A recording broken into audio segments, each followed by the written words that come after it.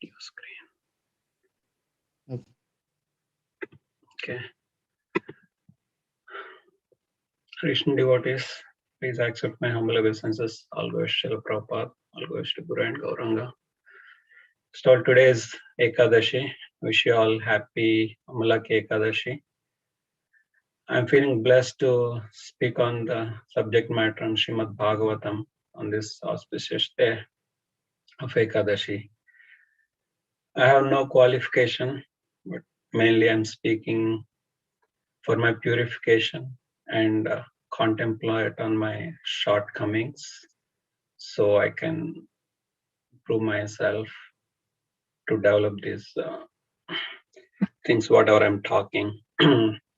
It's not that I'm created those things. I seek blessings of all the Vaishnavas, dear Guru Maharaj and Srila Prabhupada, so I can speak something which is beneficial to everyone. Okay, let's all say prayers.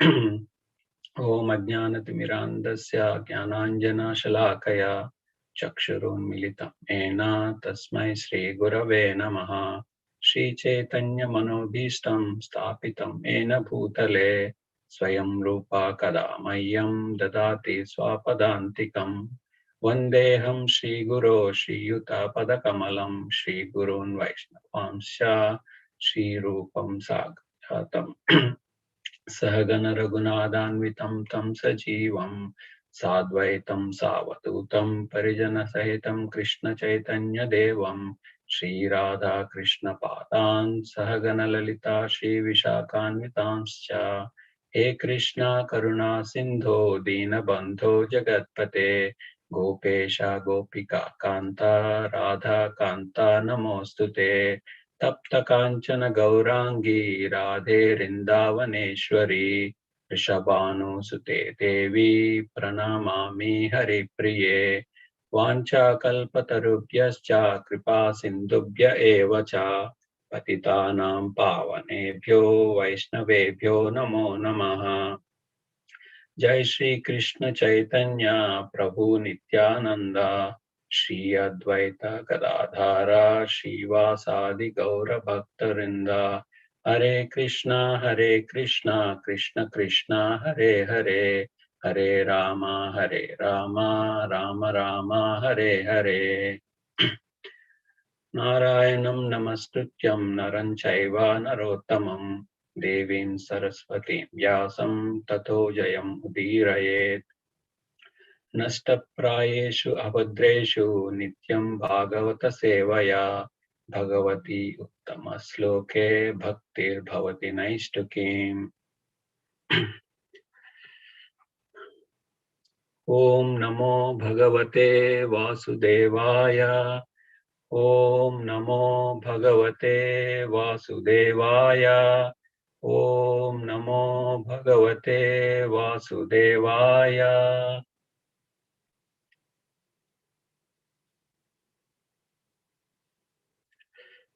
Okay, let's recite the verses.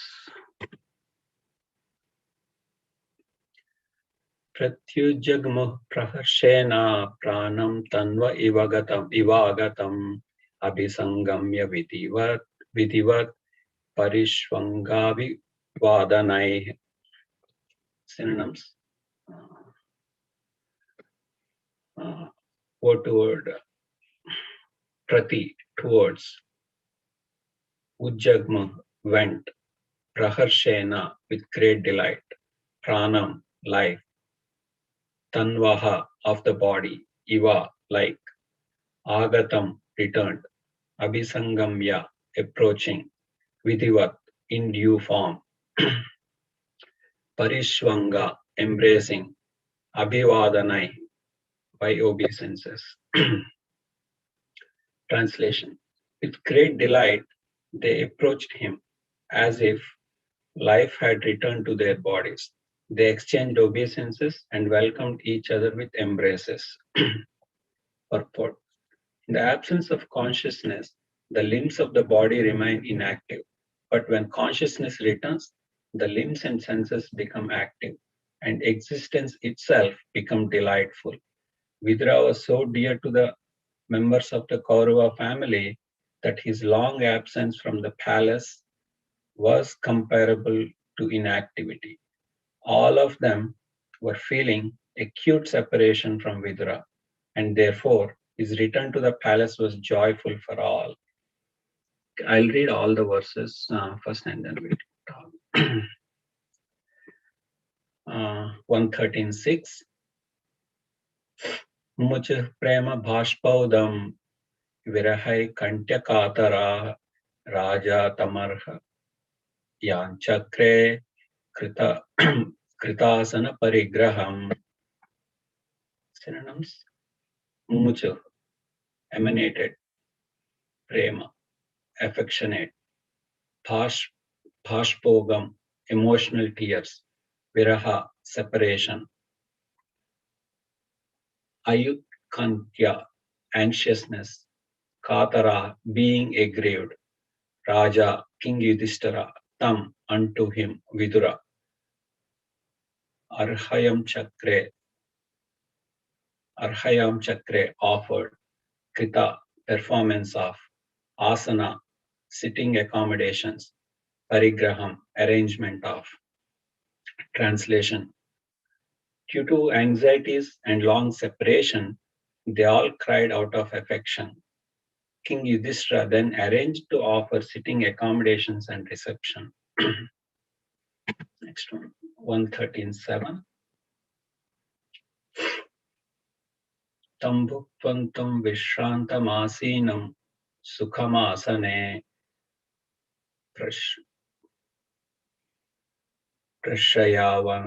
prashayavanato raja prahatesham cha shinvatam. Synonyms: tam, him, Vidura, bhuktvantam, after feeding him sumptuously, vishrantam, and having taken rest, asinam, being seated, sukhamasane, on a comfortable seat, prashya avantaha, naturally very gentle and meek, raja, king, Yudhishthira, raja, king Yudhishthira, praha, began to speak, tesham cha, and by them, shrinvatam, being heard.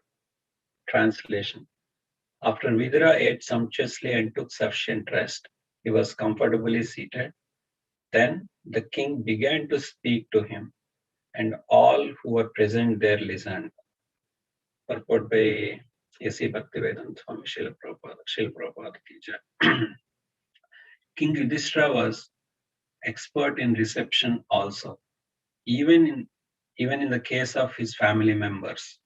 Vidura was well received by all the family members by exchange of embraces and obeisances. After that, bathing and arrangements for a sumptuous dinner were made, and then he was given sufficient rest. After finishing his rest, he was offered a comfortable place to sit, and then the king began to talk about all happenings, both family and otherwise. That's the proper way to receive a beloved friend or even an enemy. According to Indian moral codes, even an enemy received at home should be so well received that he'll not feel any fearful situation. An enemy is always afraid of his enemy. But this should not be so when he is received at home by his enemy. This means that a person, when received at home, should be treated as a relative.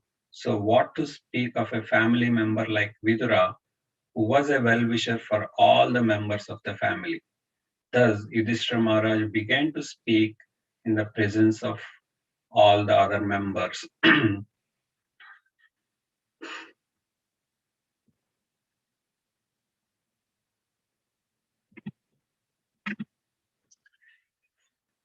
Okay, so on this purport, actually, proper like two things which really brought into my attention was like how they were receiving Vidura here, like exchanging the embraces and obeisances, and also how an enemy should be received, even in any way should be received as per the Indian moral codes. I'll be speaking on those specific points. So here it was explaining basically how to receive the guest, and this section, I think with these verses, this section ends, the receiving the Vidura, and then the next section starts with Yudhishthira Maharaj asking questions to Vidura about his travels and the pilgrimage. So in Vedic culture, to receive guests with great respect is very important. So that's how we treat them, and we show that we care for them. So whenever a guest visits us, so like first we wash their feet and wipe the feet of the guest, and then depending on the age, like we would be sharing the different exchanges. Like if it is elderly people, like the guest would take their blessings, and if it is equal, so they embrace them. It is younger people, so younger people in the home, they pay obeisances and then take the blessings of the guest. And then after that, like they offer a seat for them to sit and offer prasadam to eat to make them comfortable to feel. And if they need to take rest, let them take rest. And then when they're fully comfortable, so then they will inquire about their all well-beings, and all different inquiries happen. So we all would have heard this sloka, Matra Devo Bhava, Pitru Devo Bhava, Acharya Devo Bhava, Atideva Devo Bhava. It is mentioned in the Taittiriya Upanishad, this verse, like saying that parents, spiritual master, or guru, and guests are all considered as the representatives of the Lord, and they should be treated with high respect. For mundane people, they might think it's a ritual and there is no meaning. They elevate, but by following these traditions would elevate us to the higher platform. So it needs great effort to follow this. Like even in the material world, if you look at it, we wanted to do any activity, so we need to keep practicing it so good at it.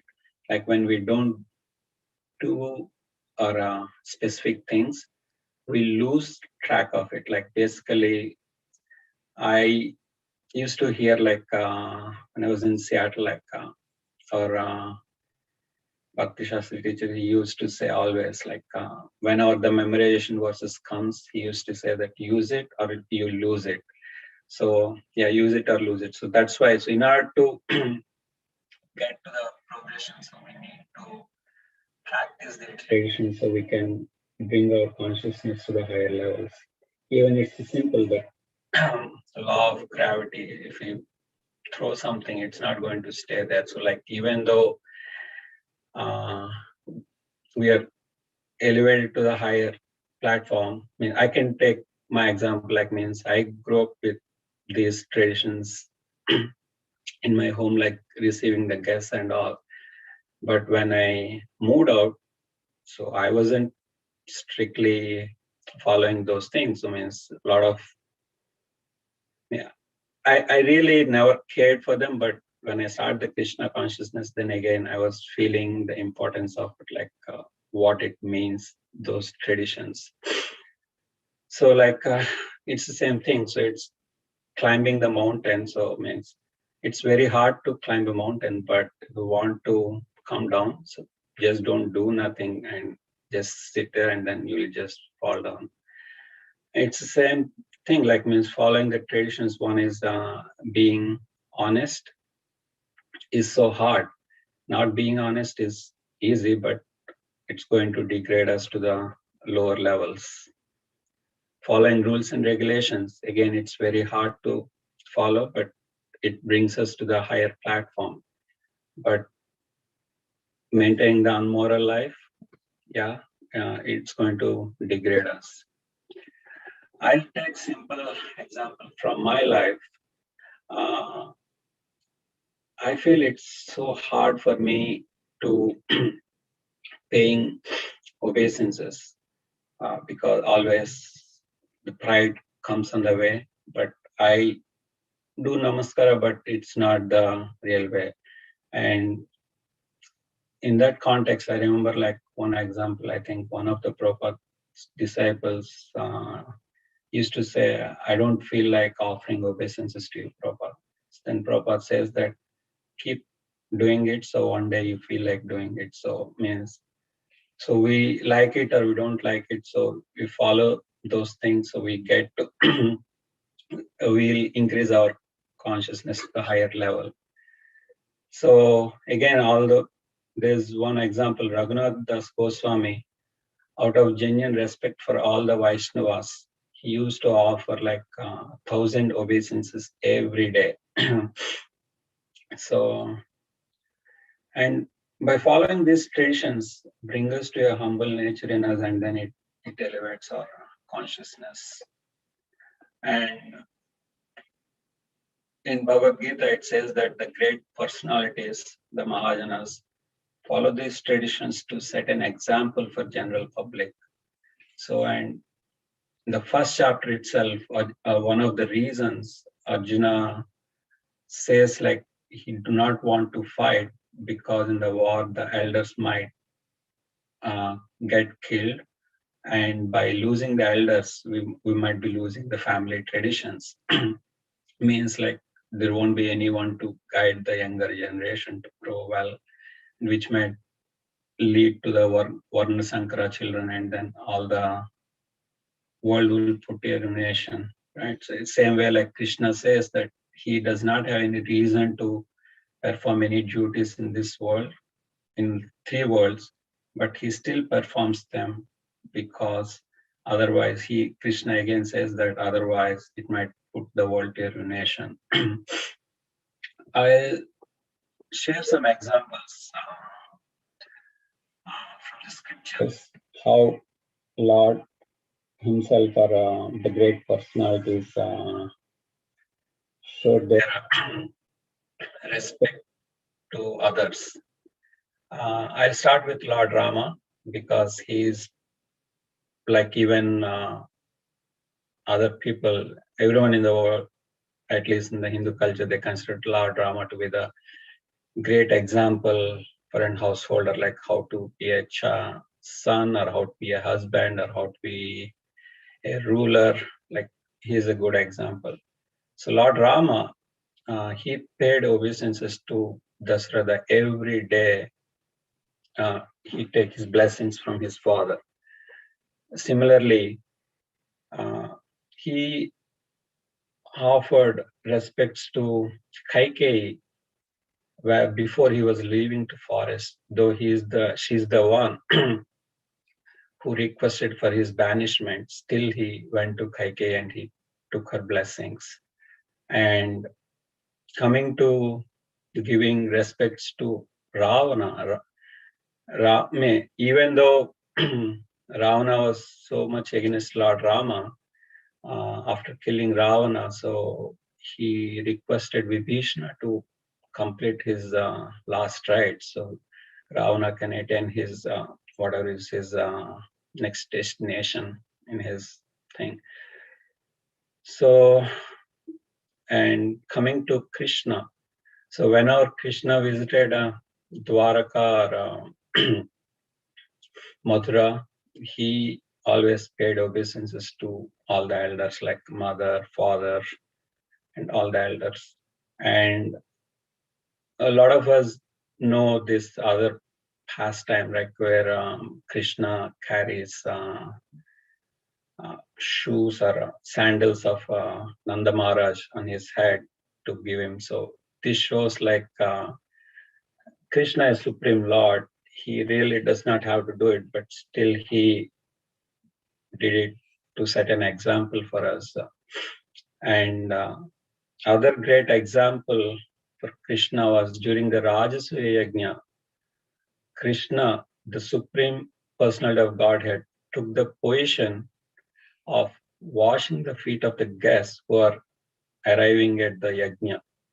So in this, he was respecting the position of the king because Yudhishthira and he wanted to respect him. So he took the position of washing the feet of the guests, the duty of washing the feet of the guests.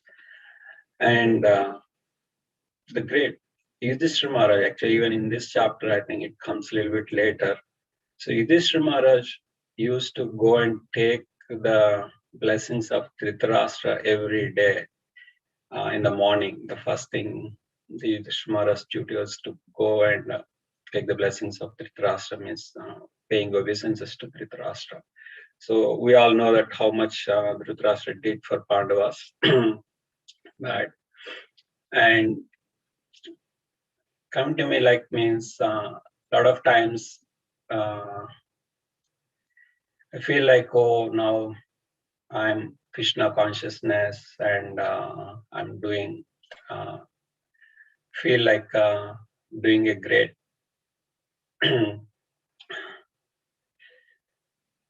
not getting the word, favor to the Lord or something. But if you look at it, the Krishna consciousness is every living entity's eternal duty to follow the Krishna consciousness, though some are not able to accept it because of the conditions by the material nature. But accepting Krishna consciousness does not mean that I give up these respecting others, or means other traditions which have been set in the scriptures. So, and another example which I take is like Lord Chaitanya. So because the Gaur Purnima is appearing, so maybe it's good to talk about Chaitanya's, Lord Chaitanya's, some examples from Lord Chaitanya. Lord Chaitanya, Sarvabhauma Bhattacharya, we all know that he is the great Mayavada philosopher. He was always telling Lord Chaitanya, oh, you took the sannyasa, so but you just come and learn Brahma Sutra from me. So Lord Chaitanya always offered him respects to Sarvabhauma Bhattacharya, like as his father. And when Sarvabhauma Bhattacharya was speaking all the Brahma Sutra in the Mayavada philosophy, still Lord Chaitanya heard all of it with respect. And finally, he respectfully defeated him and made him a great Vaishnava. And coming to Ramachandra Puri, who is the god brother of Chaitanya Mahaprabhu's spiritual master, Ishwar Puri. So the Ramachandra Puri and Ishwar Puri are the disciples of Madhavendra Puri. So Ishwar Puri always respected, I mean, even Ramachandra Puri respected, but because of the behavior and attitude of Ramachandra Puri, the Madhavendra Puri is always a little bit displeased with him. Though Chaitanya Mahaprabhu always treated Ramachandra Puri as same as his spiritual master because he is the god brother of his spiritual master. And we know like many pastimes how Ramachandra Puri insulted Chaitanya Mahaprabhu. Still Chaitanya Mahaprabhu offered all respects to Ramachandra Puri. So just to conclude, Chaitanya Mahaprabhu says like Vaishnava etiquette is an ornament to the devotees. When followed properly, it attracts Krishna. And coming to an end, like even this respecting others is getting famous even in the corporate world. So a lot of times in the meetings, they use this phrase, agree to disagree. What is this agree to disagree means? Like even though we have the different opinions, when there is a problem in order to solve, so in general way, what they do is, so they'll put the problem in the center and you sit on the other side, I sit on this side, and then try to argue and then see that who wins, and then they try to follow that. But now that agree to disagree means like, let's say, keep the problem aside and let's sit on one side, and we have the disagreements, but still we agree to solve this problem together. So means with respectfully, so means we are agreeing with each other to solve the problem than going against each other. And Prabhupada requested all his disciples to cooperate with each other for the greater progression of the community. So it's the same way, like means the cooperation is possible only when an individual is given respect as he or she is, and not by their actions or opinions. So with this I conclude, and I seek blessings of all the devotees so I can imbibe that Vaishnava etiquette and would never bring disrespect to my Guru Maharaj or Srila Prabhupada or to this movement. I seek forgiveness in case if I spoke something incorrect or not meaningful because of my limited knowledge. With that, I'll request anyone to share their comments or thoughts on this topic. Hare Krishna Prabhuji, please accept my humble obeisances. All Shishil Prabhupada and Gurudev, this is Bhakti Priya Devdasi. Thank you. Please accept my humble obeisances to all Shishil Prabhupada. Thank you, Prabhuji. Prabhuji, very, very wonderful class, very thoughtful progression from the beginning to the end. What assimilated with me was the point that you mentioned about the mountain, right? If one wants to come down the mountain, they don't have to do anything, just stay there, don't do anything, they automatically will come down. So the other day I was listening to Guru Maharaj lecture, and he was saying in devotional service, it's either progress or digress. There is no stagnation. Either progress or digress, there is no stagnation. So if we don't do anything, that means we are digressing. So we have to constantly do devotional service in any way possible to make that progress in Krishna consciousness. So that point, the example you gave, the mountain example, was very significant. Like, thank you very much for bringing it up. Thank you, Mataji. Thank you for sharing that. In spiritual, there is no stagnation, only progression or digression. So that's a good thing for me to take to. Thank you, Mataji.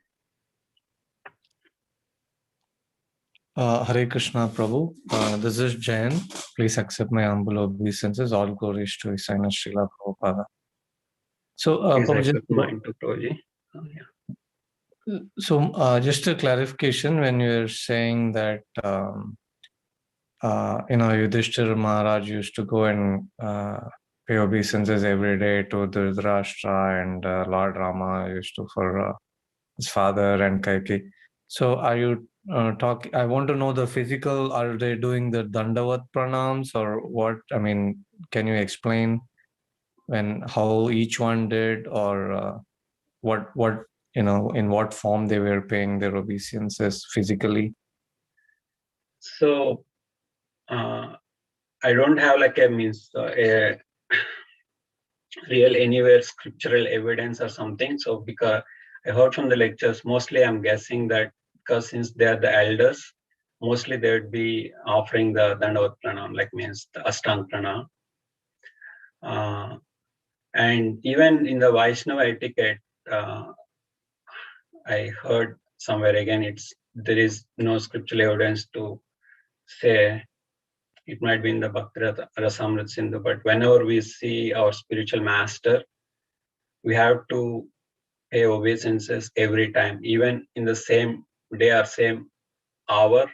If you see him again, so we need to offer obeisances to the spiritual master. So with that context, I'm guessing that they're doing the Dandavat pranams, like means the whole body. Yeah.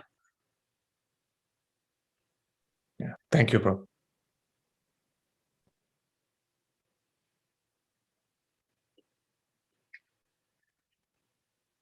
So if it's 7:31, if no one has any other questions, maybe or comments, we can close down Lingaraj Prabhu. Thank you so much, Prabhu, for the nice. Thank you, Prabhuji. Vanchakalpatarubhyasya kripasindhabhyev cha patitanam pavanebhyo vaishnavebhyo namo namaha. Wish you all observing happy Amalaki Ekadashi.